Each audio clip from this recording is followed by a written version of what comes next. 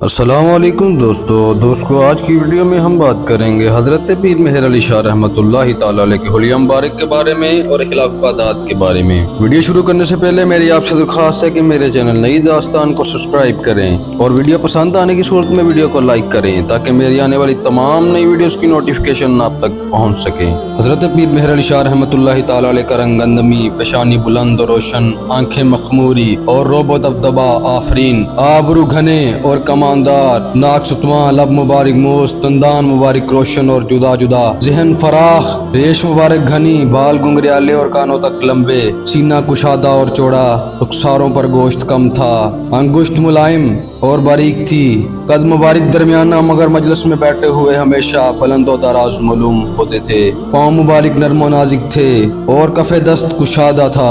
حضرت پیر مہر علی شاہ رحمۃ اللہ تعالی علیہ کو سفید لباس پسند تھا۔ آپ عموماً سفید لباس ہی زیب تن فرماتے تھے۔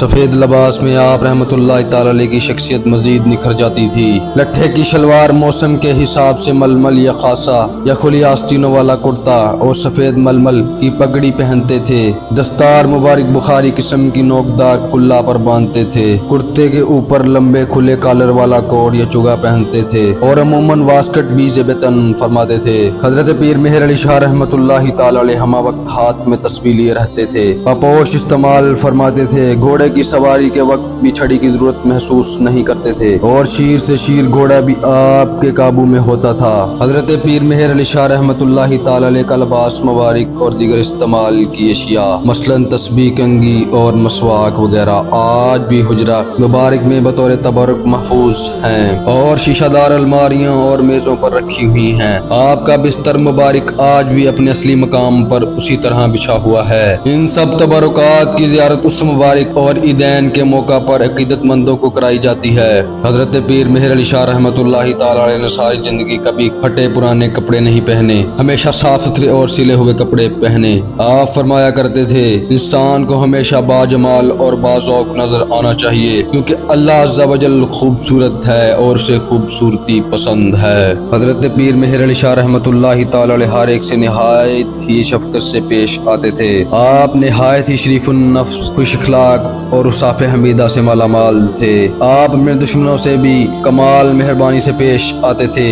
عفو درگزر بے مثال تھا اور بڑے سے بڑے دشمن کو بھی بلا جھجک معاف فرما دیتے تھے۔ آپ کے نزدیک بادشاہ اور فقیر میں کوئی فرق نہیں تھا اور آپ دونوں سے یکساں سلوک رکھتے تھے۔ کسی کے دکھ کو اپنا دکھ جانتے تھے اور حکومتی کاموں سے کبھی تعلق نہیں رکھتے تھے۔ دنیاوی باتوں سے ہمیشہ دور رہنے کی کوشش کرتے تھے اور یہی وجہ ہے کہ دنیاوی کاروبار زندگی سے دور رہے۔ دینی تعلیم و تبلیغ کا شوق تھا اور تاحیات اسی میں مگن رہے۔ آپ رحمت اللہ تعالی علیہ حضور نبی کریم صلی اللہ علیہ وآلہ وسلم کے خلق عظیم کے مظہر تھے اور یہی وجہ ہے کہ کبھی کسی سے مخالفت نہیں رکھتے تھے۔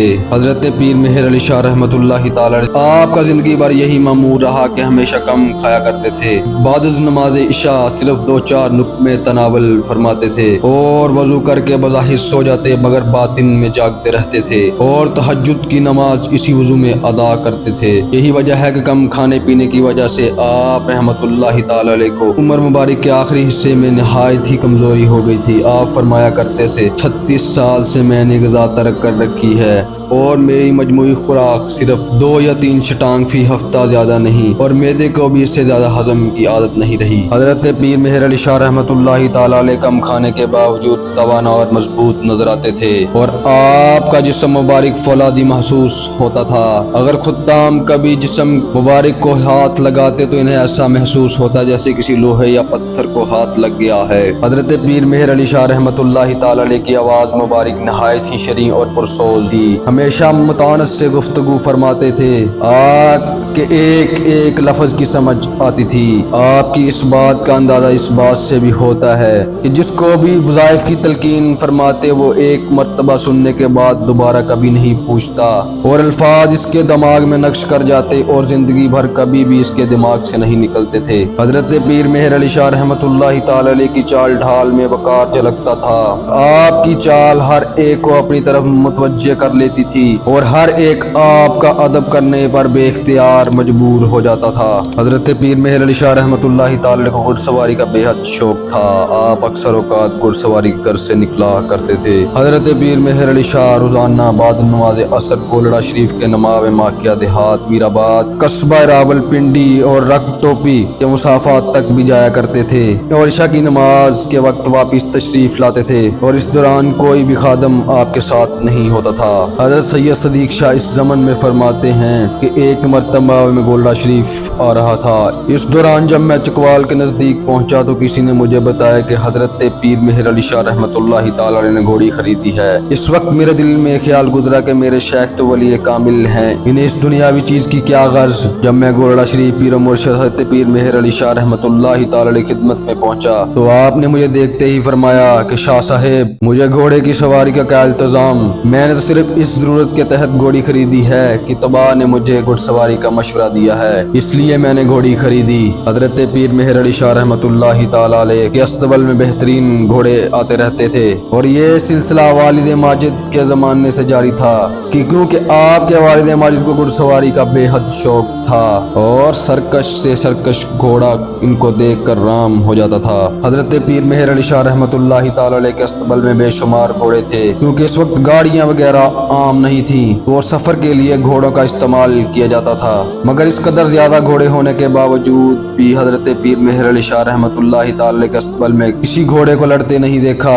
اور نہ ہی کبھی ان کا شور بلند ہوا۔ دیکھنے والے یہی کہتے تھے کہ یہ حضرت پیر مہر علی شاہ رحمۃ اللہ تعالی علیہ کی کرامت ہے کہ اتنی تعداد میں گھوڑے ہونے کے باوجود بھی استبل پرسکون رہتا تھا۔ حضرت پیر مہر علی شاہ رحمۃ اللہ تعالی علیہ کا زمانہ عرفان گولڑا شریف زور و شوروں سے جاری رہا اور متلاشیان حق دور دور سے اس چشمہ فیضان سے سیراب ہونے کے لیے گولڑا شریف میں تشریف لاتے تھے اور اپنی مرادیں پاتے تھے۔ متلاشیان حق میں آنے والے کی مرادیں شان مہر سے پوری ہوتی تھی۔ دوستو آج کی ویڈیو میں صرف اتنا ہی۔ اگر ویڈیو پسند آئی ہو تو ویڈیو کو لائک کیجیے گا اور چینل کو سبسکرائب کیجیے گا۔ میں ملتا ہوں آپ سے اگلی ویڈیو میں، تب تک کے لیے اللہ حافظ۔